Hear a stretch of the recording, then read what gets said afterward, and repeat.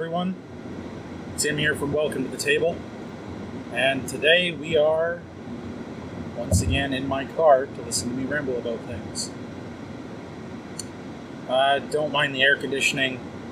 It's warm today, so my car's trying to cool down to get it all equalized. Once it levels out, it should quiet down.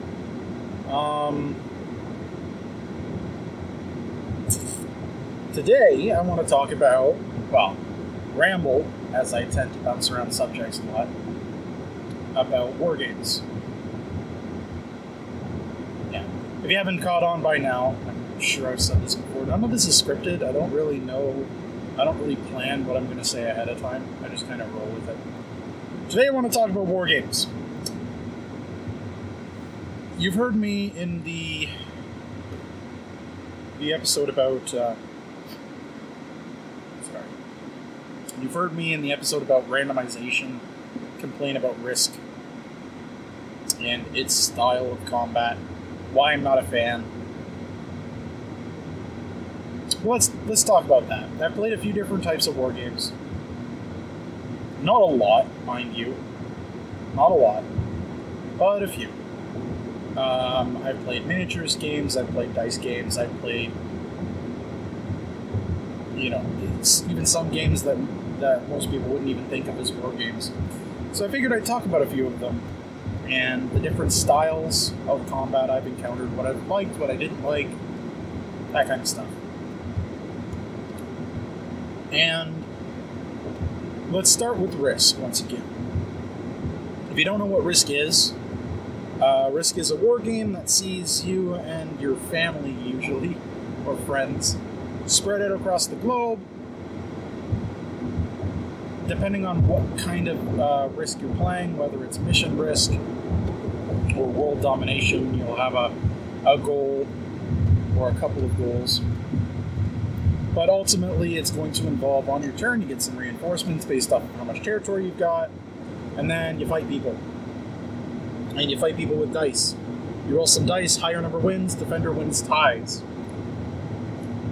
And I've mentioned why I'm not a huge fan of this before, but basically I'm not a huge fan of games where how much fun you have is directly related to how lucky you get or your opponent gets with the dice. I'm not a huge fan of that.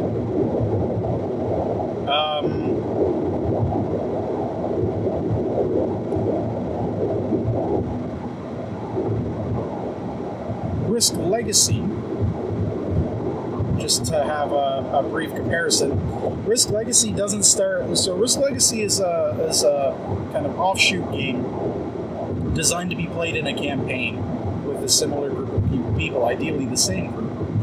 And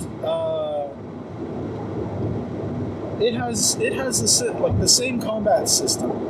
But something that Risk Legacy does different is you're not all starting out spread across the board. You start in your home section and you have to spread out manually,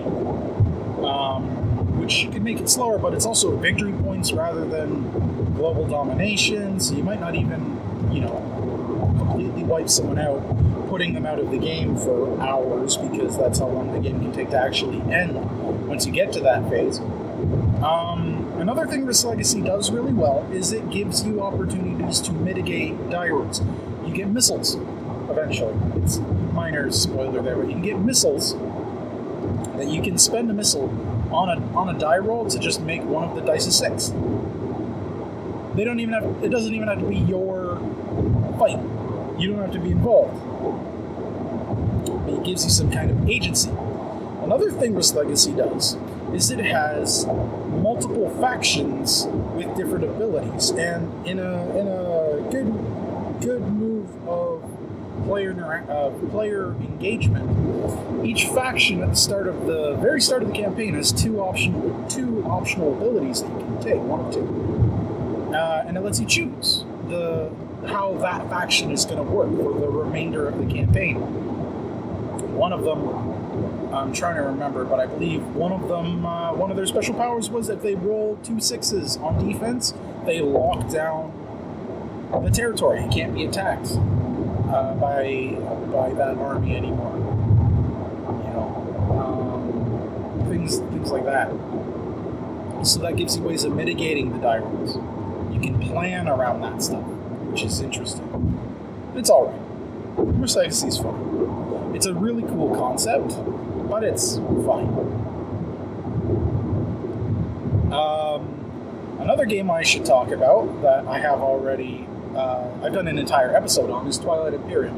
Now, I've mentioned in that episode that Twilight Imperium also uses dice to resolve its combat. It uses D10s, 10-sided dice instead.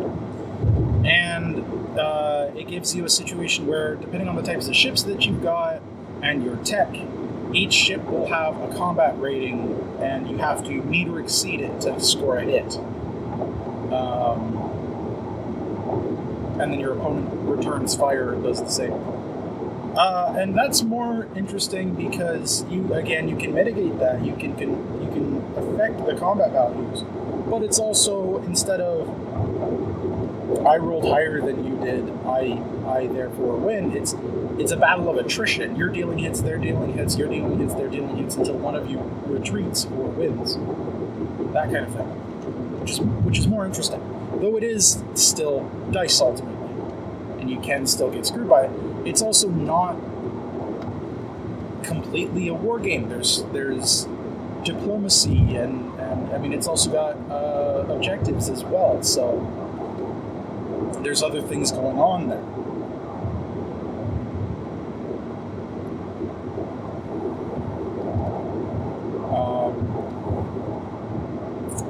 Another game that I play that uses dice for its combat is Quantum. Quantum is it's a weird game. To 4 players, you take control of a faction at the start of the game represents just a color. Your ship are your dice, but the different types of ships are the different faces of the dice.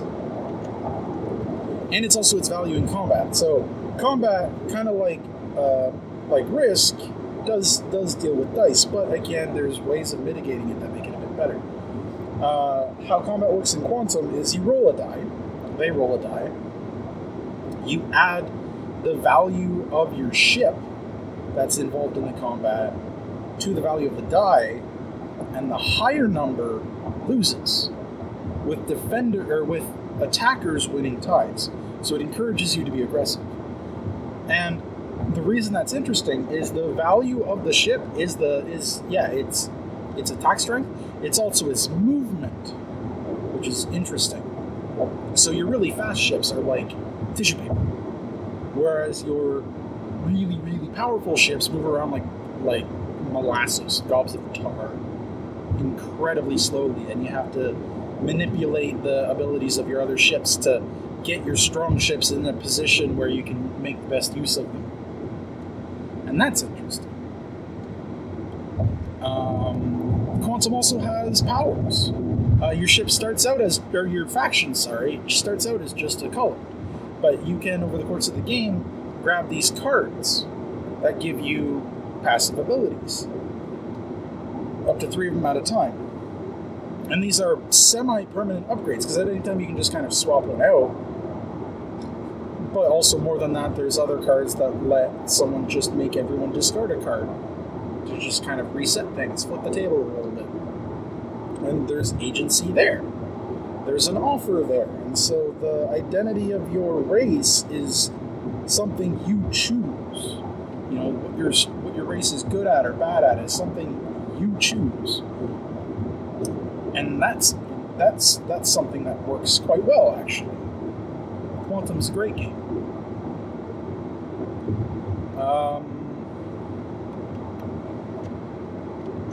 It's about now we talk about the 2 very similar combat styles. Again, I've talked about this in the randomization episode, but Game of Thrones, board game, and Kemet. They use a very similar thing. You have your units. Your units give you a combat score. And then you play a card from your hand. And the card has its own combat score. You add that, higher number wins. And then there's symbols that are you deal casualties or you prevent casualties, like certain amounts. Because in Kemet and Game of Thrones, losing a fight doesn't mean you lose your army. It means you have to retreat if you can. But the opponent can deal casualties to you. And the Game of Thrones board game is a little bit asymmetric there because every faction has its own deck. So all the cards are different. But Kemet, you start with the same 6 cards. There's a couple of ways you can upgrade some of what's in your hand, but not a lot. So for the most part, you're going to know exactly what everyone else is capable of. And you can see what cards they've played, what cards they've discarded. So yeah, you know what everyone else is capable of going into a fight. So then it becomes a matter of, do I play my strong card into this fight because they're going to, or do I think they're going to play a weaker card so I can afford to play one of mine? Because you got to play all of your cards before you can pick them all back up again. So then it becomes a bit of resource management. When do you play the strong cards? Kind of thing.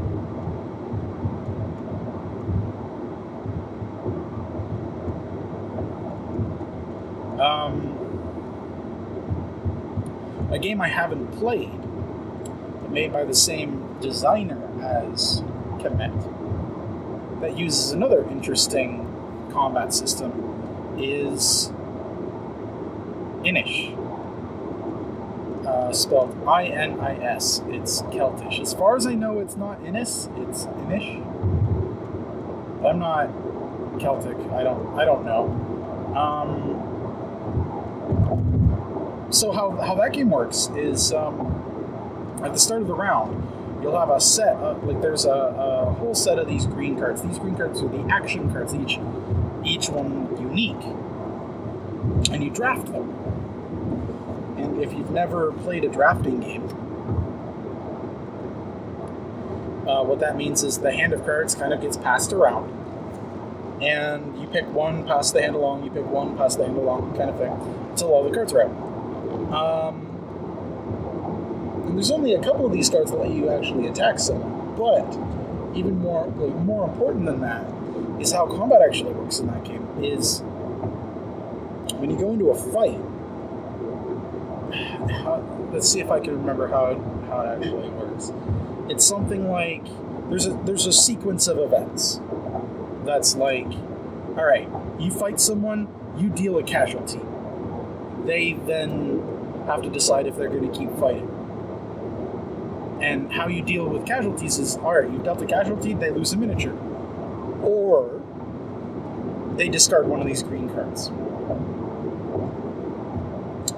And what does that mean? Well, that means they have less actions, but it means their force is still strong. So if you go into a fight with someone that you weren't expecting them to want to keep that territory and put up much of a fight, they'll start burning these green cards and then dealing casualties to you, and then you have to decide how you're going to respond.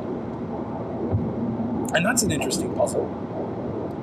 I haven't yet played that game. I want to. It's on my list of games to pick up, but I'm having a hard time with that right now because most of the people I play board games with don't really live nearby anymore. It's not like when we were in university. We all lived relatively close together and we could meet up whenever we felt like it to play some games.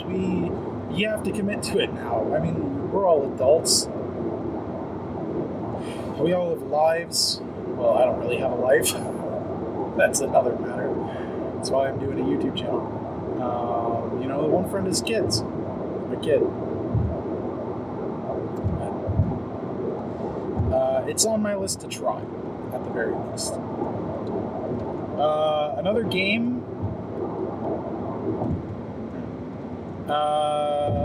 Another game I should talk about is Small World. Small World. Small World is a weird thing. I think I would consider it a war game, but it's a weird one.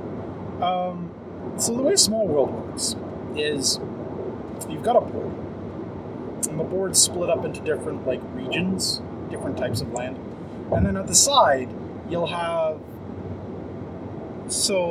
there's races, and then there's modifiers, and I don't remember what they all are, but it's like pillaging wizards or dragon tamer hobbits or whatever it is. You got a race or modifier in a race. The race determines how many tokens you've got that represent your military. The modifier determines, and also like a default effect, and the modifier determines the secondary effect. And how that game works is you just spread yourself out. You pop your units down on the board. If you want to fight someone, you just put down units. You just put down more units than they have. There is a die that can be used in combat, but it's only really used at the end. It's the reinforcements die, and it's like for the last fight you do, you can roll this die and get some extra units. One of the, I don't remember whether it's a modifier or one of the races, can use this every round, so they can be a bit riskier in combat. But combat is always a sure thing. It's you put down units, you put down more units than them, you've wiped them out. I didn't really enjoy that. I didn't really enjoy Small World. The combinations of races and such, that was an interesting idea. But I don't know, there wasn't really a lot to do in that game. It was just kind of awkward. But that is another game I would consider to be a war game with a unique combat system. Now, there are certain games I can't talk about because I've not played them. Some of the bigger ones, like Diplomacy, if you're into the scene and you've heard of that kind of stuff. I've not played it, so I don't know how it works. And I kind of know how it works, but not well enough to actually talk about it. I know it's got a similar thing to the Game of Thrones board game, and it's actually what the Game of Thrones board game took it from. Not so much the deck of cards as you have your armies on the board and you put a token down at the start of the round to represent what that army's going to do that round, and you activate each army all the time. Alternating turns. I know it's got something along those lines, but I haven't played it. And, a game I have played, but has been a very, very, very long time, is Axis and Allies. Axis and Allies is a straight-up war game with miniatures. It's actually a team game, which is interesting, of the Axis versus the Allies, obviously. There's different versions of it. The only version I've ever played was for World War II. It was, I think, the 1943 edition, something like that. I don't remember. There's so many versions of Axis and Allies that and it's been so long. But that one was interesting because it actually had, it had an economy with like straight up paper money. And like one of the gimmicks, or one of the whole things was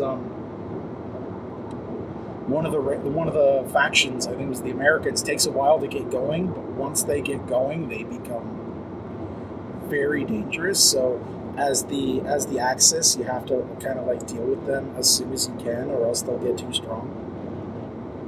But there's like 3 factions for the Allies. There's Russia, Britain, and the US. And then there's 2 factions for the Axis, which was Germany and Japan. That game also used dice, but it was much more in the vein of Twilight Imperium with combat values for the different types of units. And again, the reason why that kind of thing works is the less good units are cheap. So you just have a lot of them. So, yeah, it's harder to deal casualties with these other units, but you made the choice of buying them. You made the choice to build a bunch of those units. If you want to have the better units, you got to buy them. You got to fork over the cash for them. So you have to actually decide consciously to make the choice to improve your army, which is good because it allows agency. It allows you to mitigate the odds a little bit, and that's kind of the big thing. if you're going to play a big strategy game like this that expects you to plan and strategize and all this kind of stuff, it has to, the mechanic that governs it has to be one that allows you to be clever, right? Risk doesn't really let you be clever because, again, it's just dice. The good war games that I've played allow you to feel like a crafty general, like allow you to make plays that your opponents will see and it's like, oh, that was a good play. That was smart. He did something really clever there, or he did something we didn't expect. It allows you to use your brain. It allows you to strategize, which is very important, I think, because these games usually have one thing in common. Usually. It's not always the case, but more often than not, these games take a long time to play. And you gotta have that feel worth it. And if at the end of the game you sit back from the table and you think, there was no way I could have played that game better, but I got annihilated, that's not a good feeling. Or you think, like, I only lost because I lost a few die rolls, or if it's a situation where I lost because I lost a decisive battle, but I actually had agency there, like, oh, I should have prepared my army better, I should have had different units in that fight, I should have seen this fight coming sooner and reinforced it, or this and that. That's a good thing. That kind of thinking is good because it means there was enough puzzle there, enough crunch that you could see ways you could improve.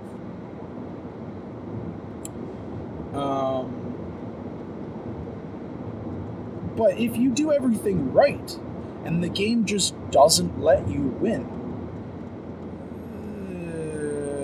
that's not so great, especially, like I said, because these games usually take hours to play. I know Mission Risk doesn't have to take as long as it can, but even Mission Risk can still go on for a while if people are actively just not so much playing to win, but playing to not lose, right? Actively affecting each other's plans, this and that. And some of the missions in Mission Risk are not easy to do. I say Mission Risk, the more common version of it right now is the objective risk, where there's major and minor objectives with objective rewards and the bonuses that you get, and that stuff's cool. It's a cool concept. But yeah, even some of that stuff, it's just control Europe is one of the objectives, and it's oh, okay. People are going to see you trying to pull that off. They're going to try and do something about it. Now again, risk being risk, you can just as easily, cash in your cards, have an unbeatable force, and just plow through everything. But again, risk being risk, the dice may not let you. Yeah, so I think it's important for war games, even short war games, because there are some that are pretty small. I think it's important for war games to have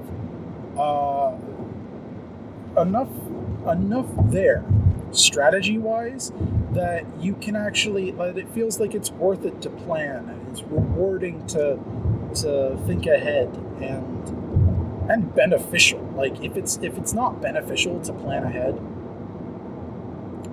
then there's something wrong with the strategy. There's something wrong with the design there. Yeah.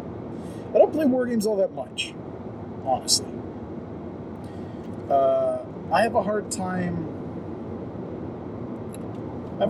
with straight-up combat games, because in some situations, maybe one person had a better start than another, and you just feel like you're getting beat on, and it's also usually incentivized to wipe someone out. There's a reward for doing that. There's one less person on the battlefield. That kind of sucks. Ooh, I should still talk about Tashkalar. Okay, I don't have a lot of time left, but I want to talk about Tashkalar. Tashkalar is a game that I really don't play enough. I want to play this more. It is a cool thing. It's an abstract game, much like chess, games like that, where the theme doesn't really have anything to do with the game per se. And I do consider it a war game. How Tashkalar works: you and your opponent, there's up to 4 players. There's like 3 different game modes. You can play it in teams. You can play it in battle royale style. You can play duel mode. A bunch of different ways. And there's a few different modes. There's like straight up deathmatch. There's the high form, which is objective focused. It's a cool thing. There's a lot of value there. How it works is each one of you picks a faction, represented by a deck of cards and some tokens. And on your turn, you can do 2 things. You put a piece down, put another piece down just on this board. It's not a very big board. It's just got a bunch of squares on it. It's a grid. You can put a piece down, or you can summon a thing, or you can claim an objective. Like, there's a few different things you can do. But, so, to start with, your pieces are just stones. They're nothing really fancy. They don't really do anything. Where the special stuff is in the deck of cards. And in your hand, you're going to have a few cards from your faction deck. There are 2 factions that are the same, just like red versus blue. And they do that so you can play a game where it's completely balanced between the 2 players. And it's good to start out with that while you're learning, because the game has some quirks. One of the cards in your hand is a flare card drawn from a shared deck. And this is a comeback card that lets you gives you some bonuses if you have less upgraded pieces on the board, or just less pieces in general. You can play this to get some bonuses. You'll always have one of these in your hand. Though in one of the game modes, this actually can lose you points. Well, it gives the other person points. And then the other thing in your hand is going to be some legendary creature, again from a shared deck, that you just have, and if you can pull it off, you can summon it, and it does devastating things. But all these cards that you can summon, like they're all things that you can summon, but you summon them by making the shape on the board. And I don't think I'm wrong about this, but I might be wrong. But it can be mirrored, it can be flipped. Pretty sure it can be mirrored, though I'm not entirely sure. And yeah, you put your pieces down on the board to try and make one of these shapes for something. It could be a gun turret, or a bomb, or a military commander, or an eagle, or one of these different things that you summon it by placing an upgraded token down. Usually, not always. You place a token down, and then it does its thing, and then it becomes another piece on the board for you to use in your shapes and whatever. And the game becomes, again, depending on what type of game you're playing, whether it's the objective-focused one, there's goals there, or if it's a straight-up deathmatch, which is just wiping out as much of your opponent's pieces as you can. And this one's quite interesting because, especially if you're playing the 2 factions that are the same, as you play the game more, you can see what your opponent is trying to do, or maybe they're doing something that'll give them options for a couple of different cards. And you can kind of, as you learn the cards, you can think, okay, they're trying to summon a gun turret. If that goes off, if that goes off, they'll end up wiping out everything in this area, or they're going to just drop a bomb here, which is going to wipe out this whole area. What can I do instead? Can I stop it? Or do I start putting stones down in this other area? Like, there's actual strategy there. Some people are going to be turned off by the theme. The people that play abstract games may not be interested in a game that has, centaurs and living trees and a bone catapult and a time mage. Like, it's very, like, all over the place with the well, it's not all over the place. It's very high fantasy. It just is. But it's a really cool piece of design. That, yeah, feels like a straight up fight, and it feels like, you know, it feels a lot like chess.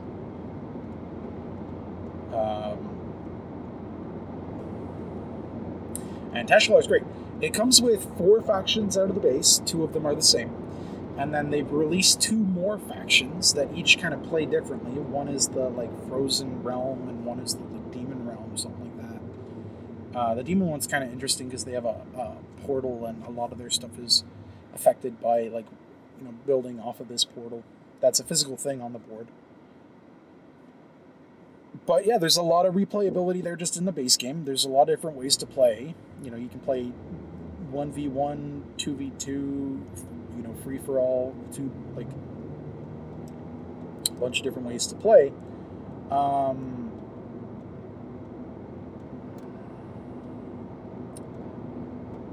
Yeah.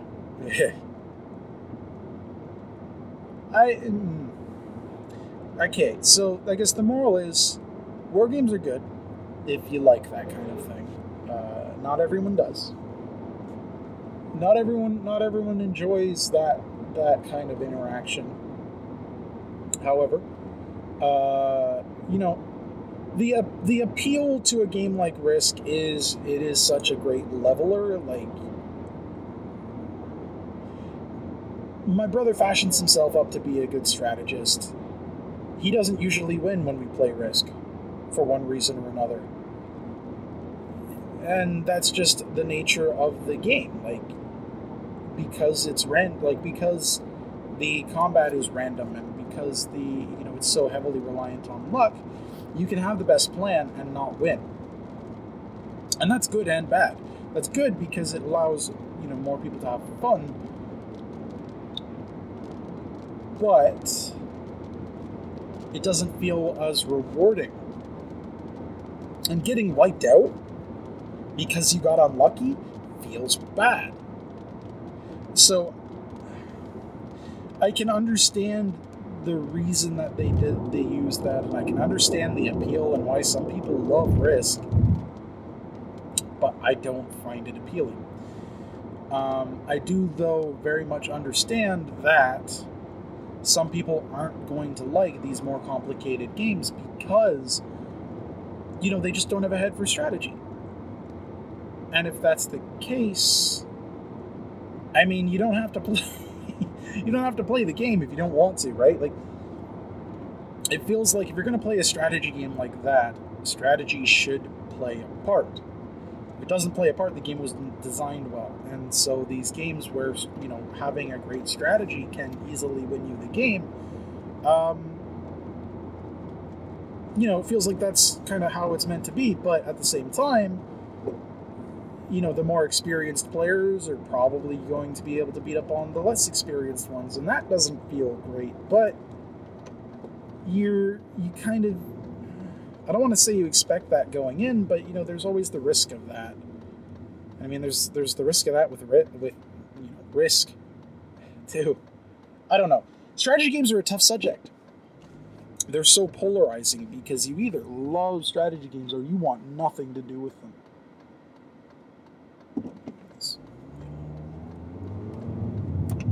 There's not usually much middle ground there. Or there will be like a certain strategy game that you love above the rest of them. But, they are worth playing. It's a different type of puzzle than what most games contribute. Because it is so directly competitive. Right? Everything, like in some games, the game is in trying to figure out the puzzle that the game itself hands you. In strategy games, the game is in trying to figure out the puzzle that your friends have left you. How do you navigate the mess that you and your friends have created? Which is interesting.